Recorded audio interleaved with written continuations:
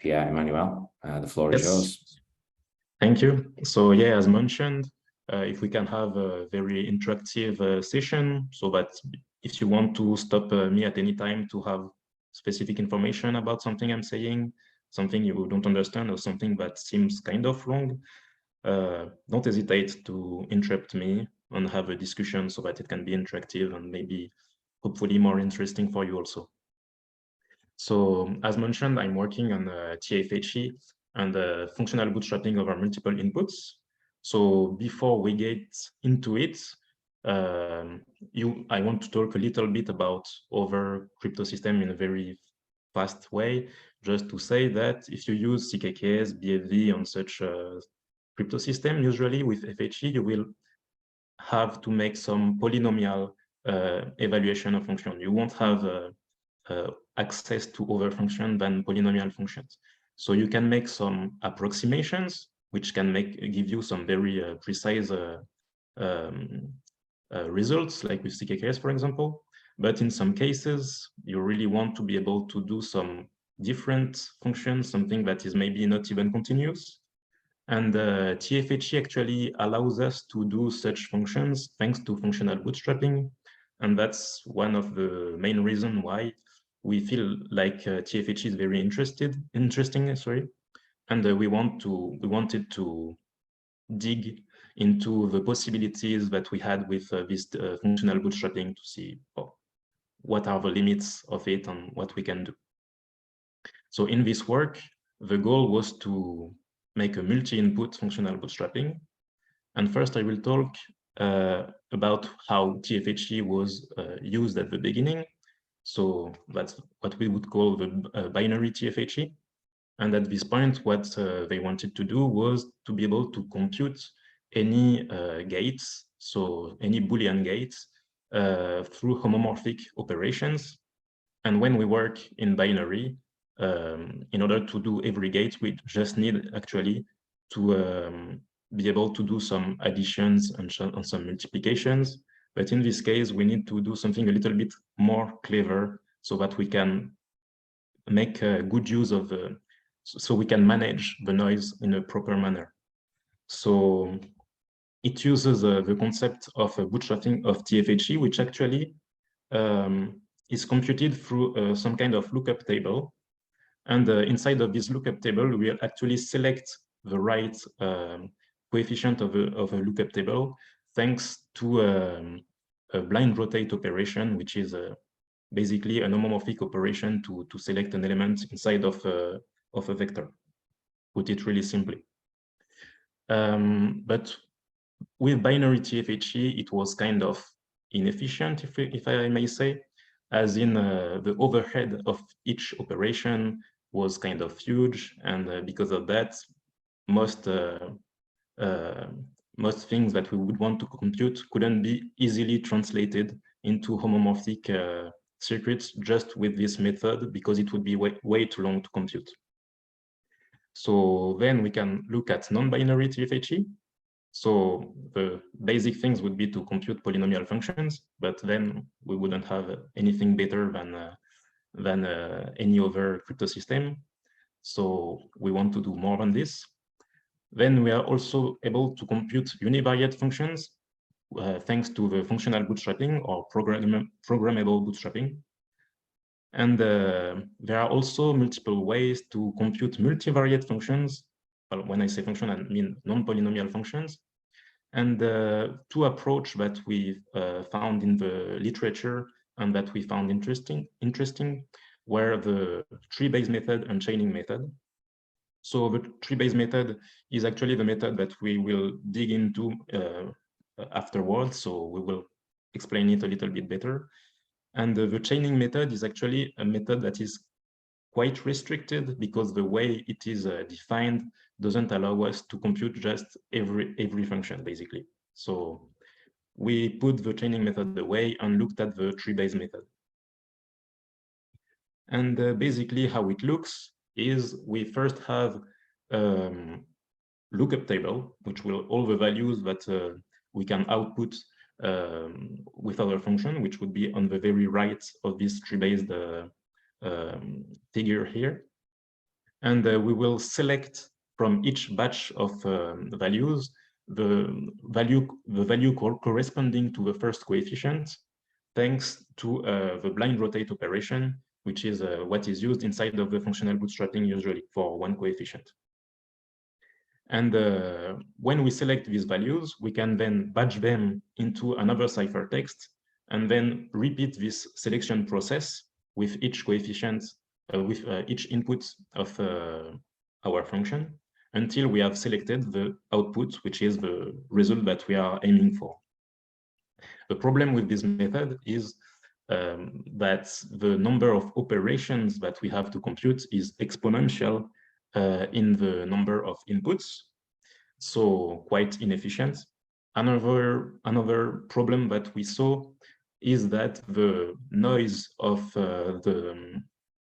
the output will grow linearly with the number of inputs, which is actually not that much of a problem compared to the problem of having an exponential number of operations.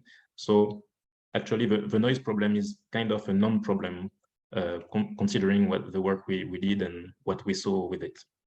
But the number of operations is kind of a big problem if we want to make a function with a lot of inputs. So what we thought is, well, instead of having a huge tree with a lot of input and make an exponential number of operation, we could make small trees with just basically 2 inputs, which would be efficient to compute, and then do a similar work to what we do with the binary gates, but with B gates, which are actually the equivalent of a binary function, but for functions which are not binary. So in a base B, you have a function that takes 2 inputs and will output one output in Z of ZB, basically. So that's what we call B gates. It's, as you can see, a small tree. And the first layer of operation can be computed efficiently thanks to a technique which is called multi-value bootstrapping. So actually, this first layer of operation here can be computed with only one functional bootstrapping. And then the intermediate operation will also be computed with one functional bootstrapping because we only have one element to extract here. So yeah, the B gates can be computed quite efficiently. But now there are 2 questions. First is, can we make the B gates a little bit better? Can we improve them in some way? And in the worst case, is this type of circuits more efficient than doing the whole tree? Or is it just efficient in some very weird case or something? So in order to improve the B gates, what the first thing we notice is for the key switch that appears inside of the functional bootstrapping, we can actually change a little bit the key switch key. And that way it will actually lower the noise of the output compared to the noise that would happen if we use the usual key switch key. So here is what I note here. So usually you would have a key switch, which is basically the encryption of the input keys divided by some basis and some powers like this.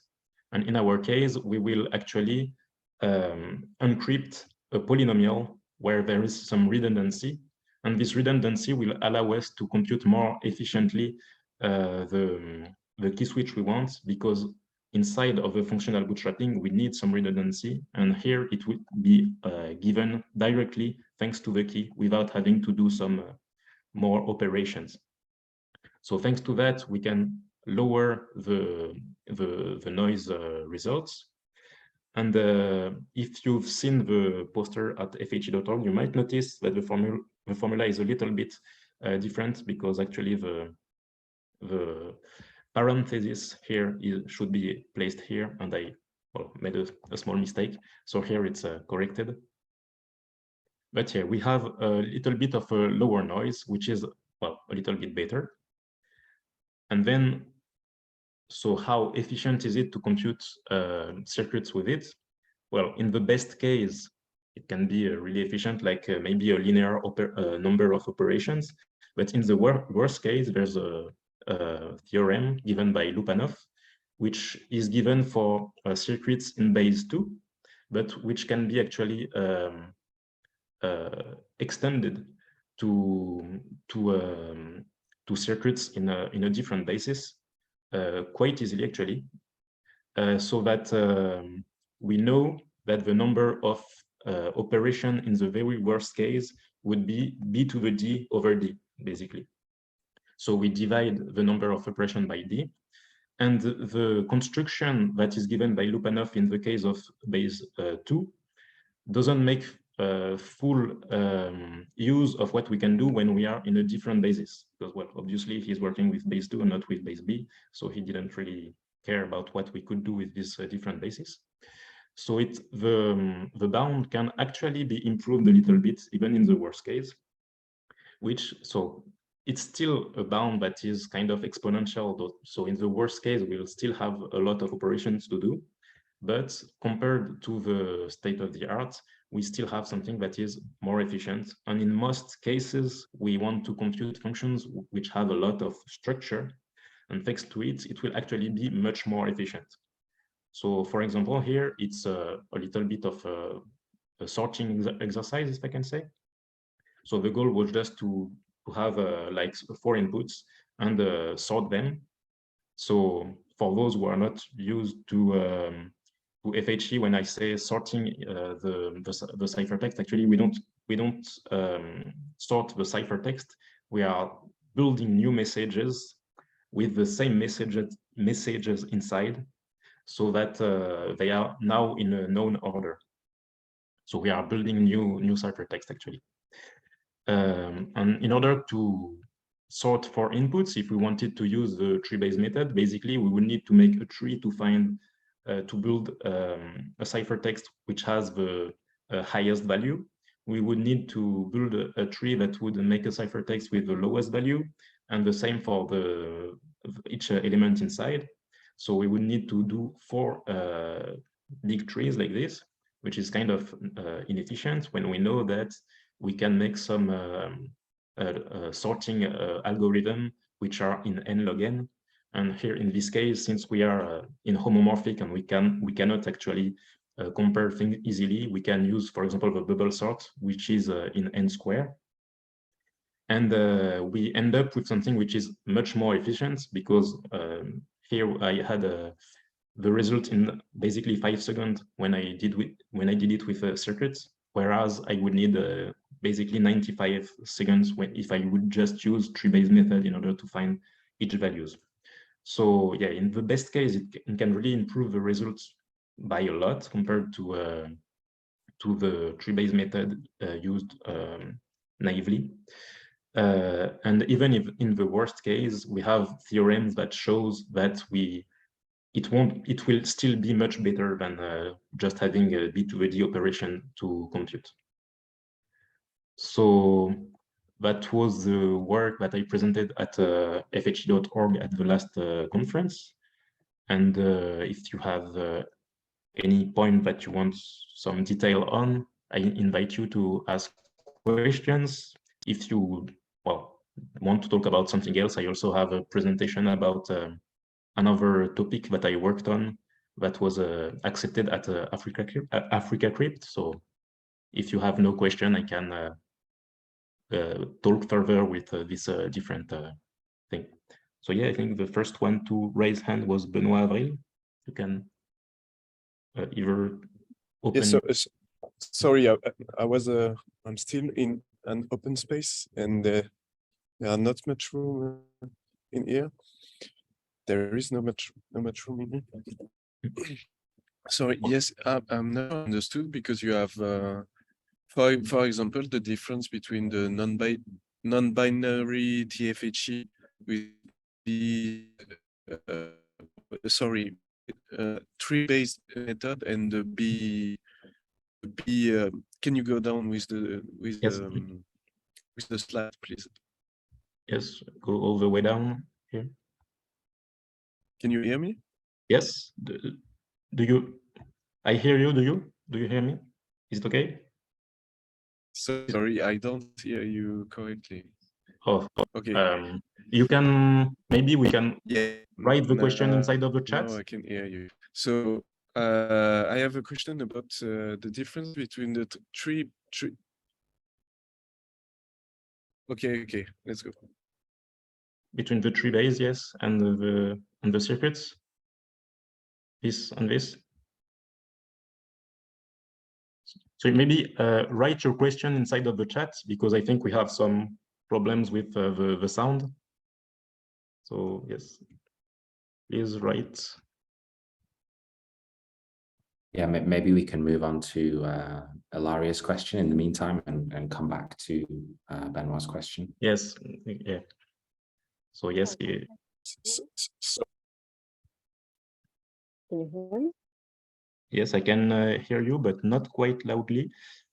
Okay. I don't know where my microphone is. Can you hear me better now? I can hear you, yes. It should be okay. Okay. Okay. I'll try, otherwise I'll write in the chat. So first of all, thank you for the presentation. It's very nice. I had a question about the final comparison that you showed on the bottom. Yes. Yeah, the performance comparison. Is it the only case that you have in terms of comparison, or you have like for different precisions? And maybe the second question is, did you, so we had a paper very recently on which we propose a new method called new PBS that we actually compare with the tree-based method in order to perform a larger lookup table evaluation. And I was wondering if you had the chance to see it and to compare to it. Okay, so for the comparison that I did here, it's kind of a preliminary work in order to, well, show the ability of the technique, and obviously we need to go much deeper into it in order to be able to give good idea about it. But yeah, it's really a preliminary work, and it uses the same parameter sets for both methods here. And it has similar probability of errors, because, well, you know that with functional bootstrapping there's a probability of error. So here it's with similar probability of success, because, well, since the circuit is kind of small, it won't have a much of an impact here on the probability of success. And yeah, it's really like a toy example to show the possibilities, but then we will need to show things on more on a bigger scale, basically. Okay. And where we can find more results? Is there going to be a paper? There is going to be a paper. Sadly, I can't work much on it right now because I'm nearing the end of my PhD, so I have to work. I understand. I have to write the PhD itself. So sadly, I'm not advancing much on the paper right now, but hopefully there will be a paper on ePrint soon, hopefully. Okay, I'm looking forward to see the paper. Yeah, thanks. And regarding WebPBS, well, I have to say that at first, I didn't work with WebPBS at all, because since there is the BFV style multiplication, and at first I was using very small parameters.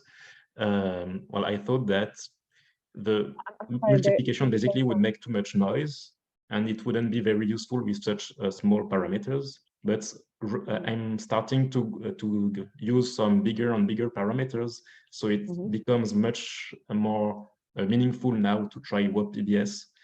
So yeah, I think I definitely need to look into it more now that I'm working with different size of parameters. But at first, the parameters that I used were so small that it didn't make sense to make the BFV style multiplication.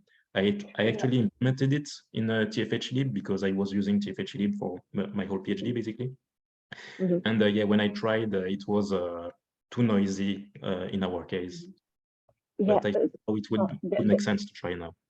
Yeah, so there is maybe a little misunderstanding. So the WebPBS, the original WebPBS is with BFV multiplication, but the new WebPBS is with circuit bootstrapping and vertical packing. So there's no BFV multiplication, and it allows large. So this new WebPBS is the one that we compare with the tree-based method. Okay. So I was wondering if it was this one that you might have seen or not. Okay, then I will need to look into it, and well, definitely it makes sense to compare it to this. So, well, when I will hopefully put the print, I will compare it to Sure. the swap ABS technique in order to have a good view of everything. Of It makes course. sense, definitely. But anyway, thank you very much for your presentation. And yeah, again, I'm looking forward to the paper. And good luck with your PhD. Thank you. So, Pierre-Emmanuel, I have yes. Benoit with me in the room here, so he can ask his question. Yeah, sorry for the interruption. No problem. So you got two tree-based method, and one is faster because you said it's based on it's big gates, and the other is a tree-based method, the classical tree-based method. But I can't see really the difference between the two, except So yeah, one has many inputs and the other has just two inputs. So yeah, I didn't explain it properly, I guess. The idea is we want to compute some function f over multiple inputs. So let's say we have 10 inputs, for example. And Yes. what I say is if we just apply the tree-based method directly with 10 inputs, we will have b to the 10 operation to compute. And when I say b to the 10 operation, I mean b to the 10 bootstrapping operations, which are the most costly operation with TFHE. And because of that, it will take too much time, basically. It will be super slow. But what I say with big gates is not that the big gates will compute the whole function. It's that the big gate will be the building block in order to build the function afterwards. So what I say is that we will actually make a circuit exactly like a Boolean circuit, except that instead of having AND gates, OR gates, and things like this, we will have functions of two inputs in base B. So actually, a binary gate is just a function that takes 2 bits and output 1 bit. Here, it's a function that takes 2 digits and output 1 digit. Okay. By combining these multiple big gates like this, you will be able to build a circuit exactly like a binary circuit, except that since you're not working with binary gates, you have more computation power, if I can say, inside of each gate, because one gate will actually compute more bits inside of it. So if one base 4, there are 2 bits in each messages, and that means that when we take 2 inputs, we have actually 4 bits. So the function is working with 4 bits instead of... Okay. Sorry. Yes. Okay. Thank you. And yes, thanks to this, we can actually build circuits. And the idea is that, yes, it's not a general way to just transform a function into, well, its circuit. You will obviously need to work to find the right circuit to make it efficient. But you have enough malleability to make it efficient. Whereas with the tree-based method, well, you don't have the choice, actually. It's like you know how it's done. It's the tree, you compute the whole tree, and you make B to the D operations. And yes, you have no way to make it faster, basically. Well, I say no way. You can obviously make some parallelization, but there is a limit to it. And you could also say that instead of doing a big gate with 2 inputs, if you have enough power to parallelize operation for some layer that is bigger than just 2 inputs, you could actually make some gates which would take more than 2 inputs, so that you can parallelize the operation of each layer. And when you actually get to the point where you can't parallelize anymore because you have too many operations, that's where you would break your function, so that that's where you would break your building blocks, basically. So it's really a way to make things more flexible, rather than it's really just that. It's a way to make things more flexible.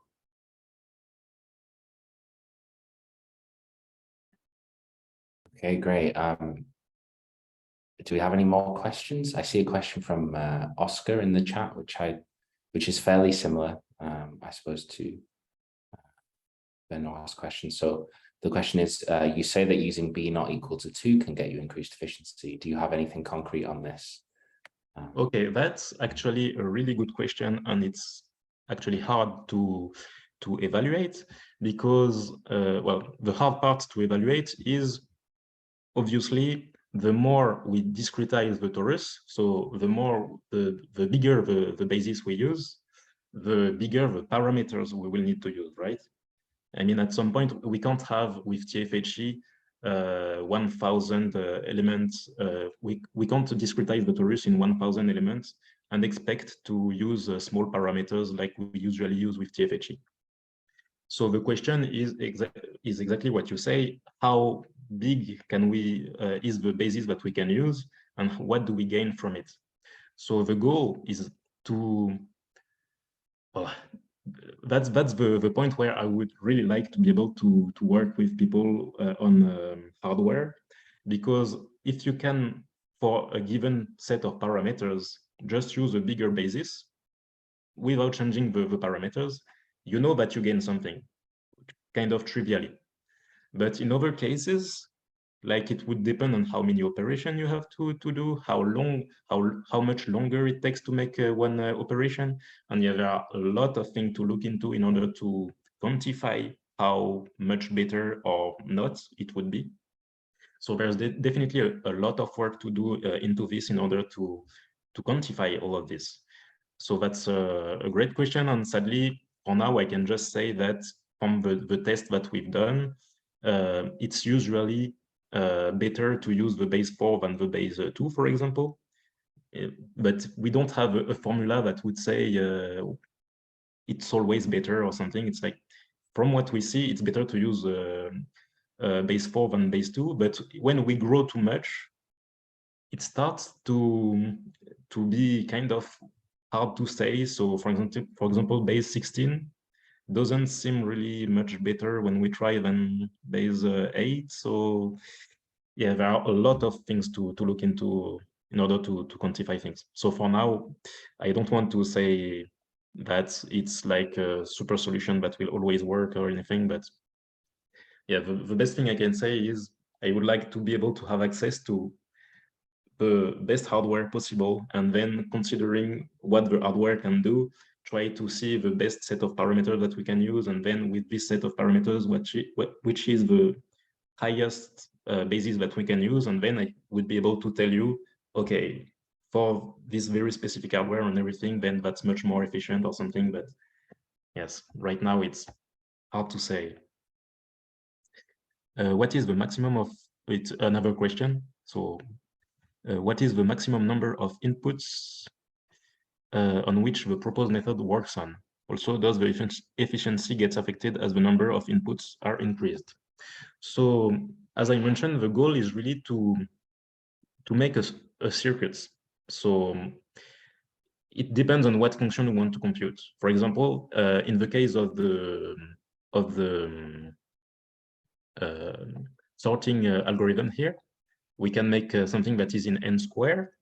So if you have n inputs, you have the time will grow in a quadratic manner with the number of inputs. If you have a function that is even more structured, that maybe grows linearly, then the time you will take will grow linearly.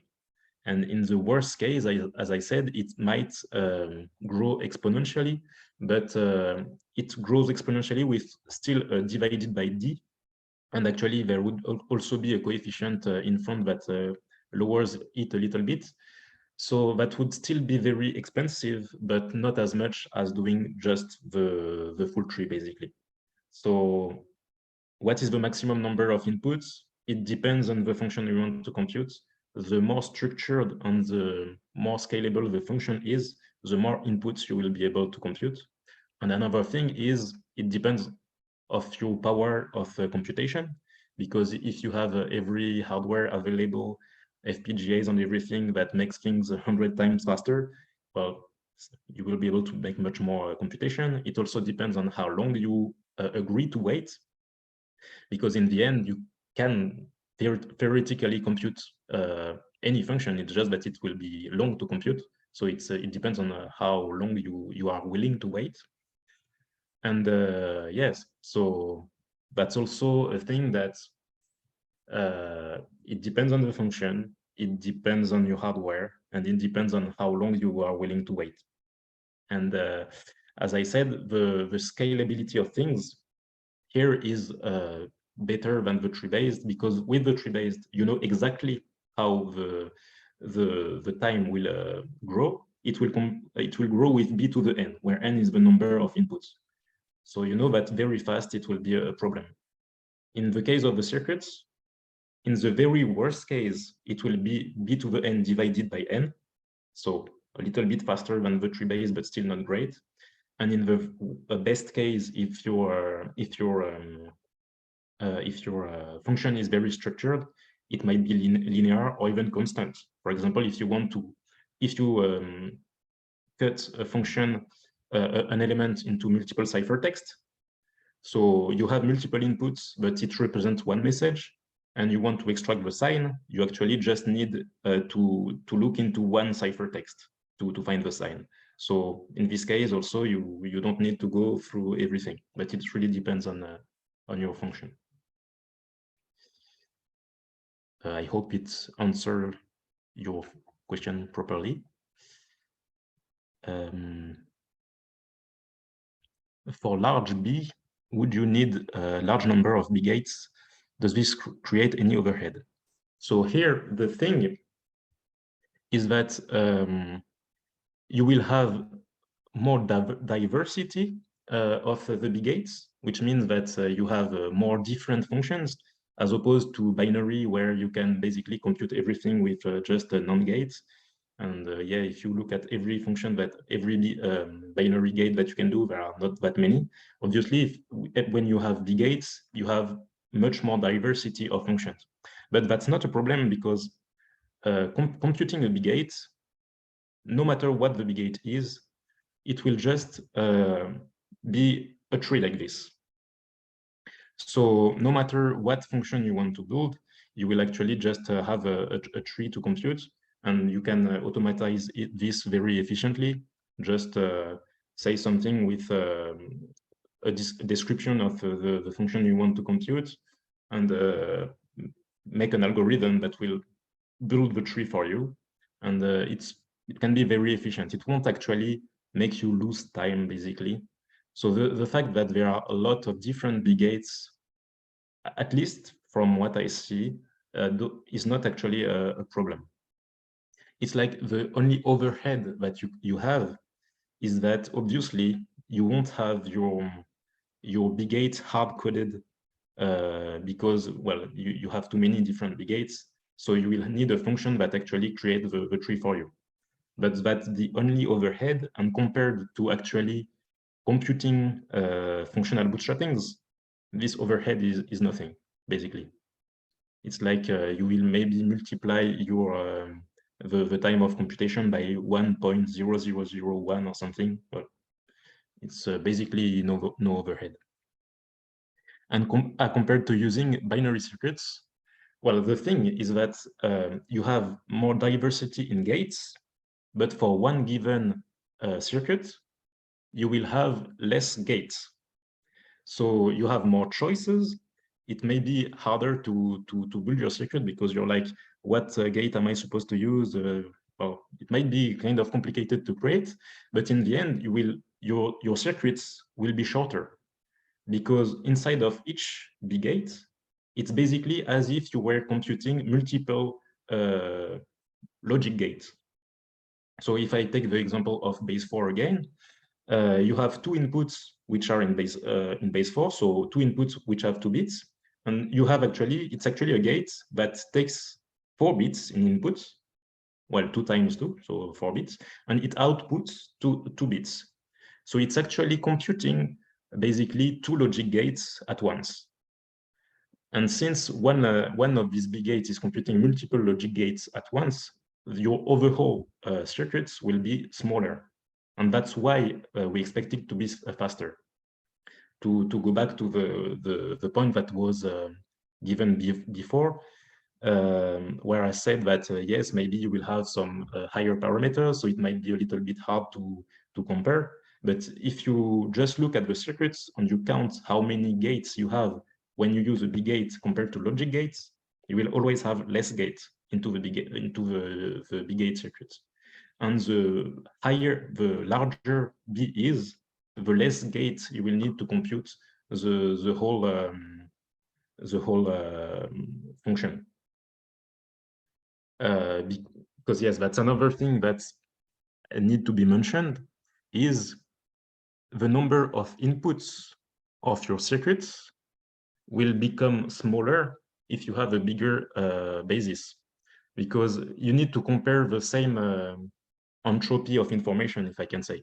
Because if you're just comparing a B circuit which has 10 inputs compared to binary circuits with 10 inputs, then yes, the binary circuit will be faster, but it computes something which is actually much smaller, right?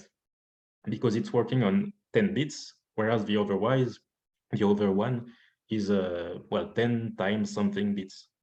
So you need to take the same amount of information as inputs. And when you think of it that way, you will see that you actually have less inputs inside of your B circuits compared to binary circuits, which will make the whole circuit smaller. So yeah, I think that answer to this question. Can this be built at circuit computation time, or does this have to be part of the evolution key? So here, are you asking about the big gates or the circuits? Because I mean, the big gates you need can be built at basically any time. As soon as you know which big gates you need, you can build the trees that you will need for this. So yes, you can pre-compute you can pre-build the trees, but you will need to evaluate the tree during the actual evaluation of the circuits, because that's the evaluation of the tree is literally the evaluation of the gate. So yeah, you need to know the inputs to give to the gate before you can compute the thing. But you can build the tree as a pre-computation if you want. Yes. For any basis B, each big gate requires 2 bootstrapping. So the bigger B, the smaller your secret B. Yes. So here is when I said it requires 2 bootstrapping, it's using the multi-value bootstrapping, which allows to compute basically this whole layer in one shot. So if you wonder why we don't use this, just as a side note, if you wonder why we don't use this multi-value bootstrapping for each layer and make everything super efficient, basically, the thing is you need the layer to be in clear so that you can make the multi-value bootstrapping to make things very simple. So here it's like the function that you want to compute is something that is not private. So you can have this layer in clear, and then you will give the encrypted inputs, which will build an encrypted layer here. And the encrypted layer, we cannot compute it with the multi-value bootstrapping. So that's why we can make the first layer very efficient, but the other layer will actually have to compute everything. So that's why we don't make just the tree-based method super efficient and it's done. But the tree of size 2 can be computed in an efficient manner. And so yeah, for any basis B, it will the one gate will take basically the same time if you have the same parameters. So the bigger is B, the smaller the circuit will be. So yes, that's correct.